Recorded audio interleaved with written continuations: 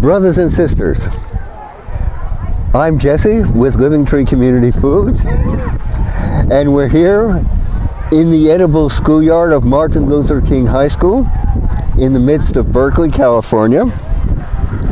And I'd like to say a few words today about intermittent fasting. At Living Tree Community, we hold it to be a royal road to health. It helps in reducing your risk of type 2 diabetes, heart disease, and cancer. Intermittent fasting can do wonders for your health. Moreover, it is a gateway. It provides a space, an opening for your body to repair, heal, and rejuvenate itself. Now, if you eat throughout the day, if you're always snacking, your body adopts to burning sugar as its primary fuel. This downgrades enzymes that are needed to burn and store fat. As a result, you start becoming more insulin resistant and start gaining weight. Moreover, most efforts to lose weight, if you're burning sugar instead of fat, become ineffective. Intermittent fasting enables the body to switch from burning sugar to burning healthy fats as its primary fuel. What do I mean by healthy fats? Well, olive oil, olives, butter, eggs, avocados, nuts, especially almonds, macadamias, pecans, pistachios, and so forth. The point is that in order to lose body fat, your body must be able to burn fat, not sugar. I look upon fasting as an integral part of healthy living. It is a great way to reset yourself, to press the reset button, to recreate yourself. Most people eat across a span of 12 hours a day, and many even longer, even in longer span. Sadly enough, just snacking and munching and all of that will eventually wreak havoc with your metabolism. Instead of 3 squares, may I put the thought to you of considering skipping breakfast. Eat lunch and dinner.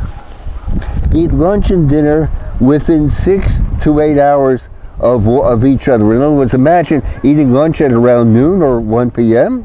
and having dinner at around 6 or 7 p.m. This would be an ideal, to have lunch and dinner within a span of 8 hours, and that's all basically for the rest of the day. And please make sure that you stop eating at least 3 hours before going to sleep. I myself fast every Monday, which happens to be today, by the way. I start my fast Sunday evening, and I break my fast on Tuesday morning. I do this every week, so my body even looks forward, looks forward to this cessation of eating, for this rest period of eating. I give my body and digestive system a rest.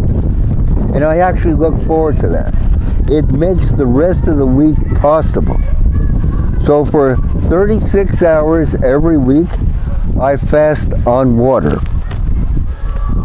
Remember, and always bear in mind, that the most important part of the fast is not the fast per se, but coming off the fast.